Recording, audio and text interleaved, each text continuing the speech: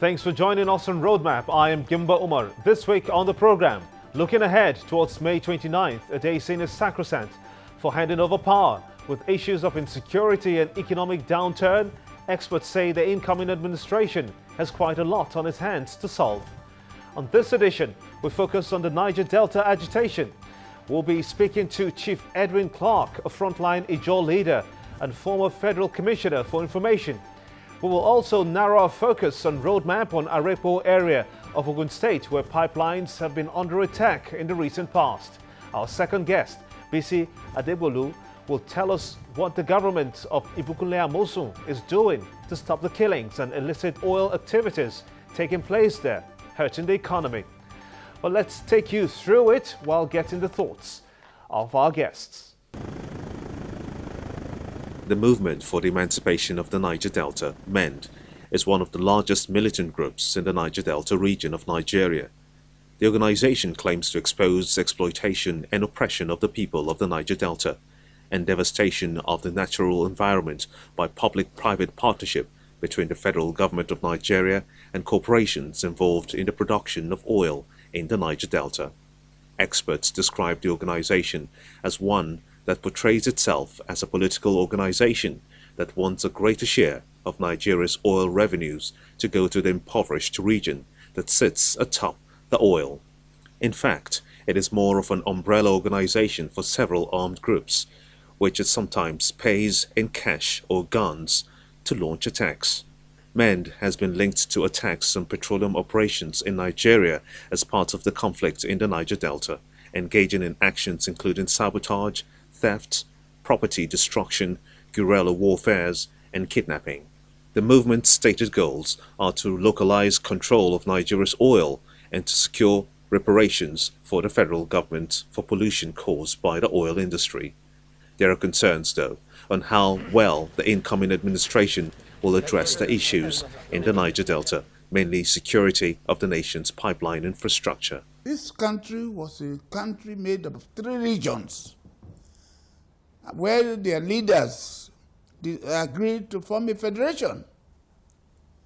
That is the north, the south, east, the south, and the southeast, and the south and the west. At that time, they were Western Nigeria, Northern Nigeria, and Eastern Nigeria. Part of South now was part of Eastern Nigeria, part of South was part of Western Nigeria. And that Benin and Edo and Delta, Bayelsa State, Akwa Ibom, Rivers, and Cross River were part of Eastern region. The issue of agitation for resource control has been there. When they agreed to become one country, one federation, they agreed on 3 things. 1, a federation of equal citizens, where everybody in that federation will be equal. No second-class citizen, no first-class citizen.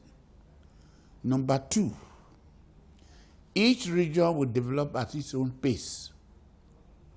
That is, whatever you have in your own area, you use it to your advantage to develop your own region. And that was why Chief Obafemi Awolowo stuck to use the resources coming from cocoa,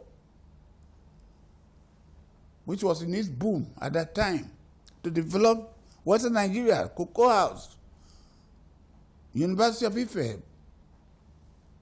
Many other things were done.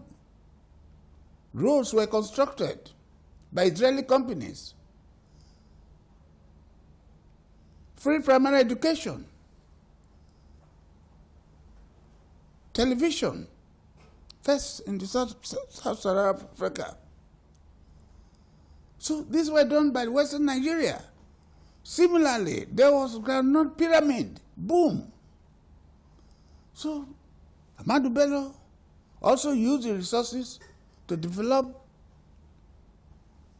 the north, Kaduna Capital Territory, Kano Industrial Center Territory. You had the Ahmadu Bello University, and many other things were done. Whereas in the East, they had no money. They depended on palm produce. So in 1956, when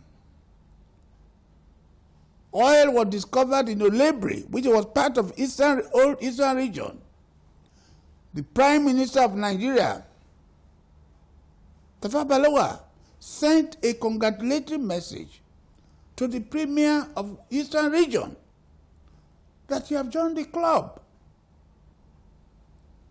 You have now got resources that you can control in your area, that you can use in developing your area. That's what happened in 1956. When Roadmap returns, more on Chief Clerk as he opens up deeper into the question: does the Nigerian government know precisely how much oil is being lifted out of the country, and does it even border on the hills of insecurity? Stay with us.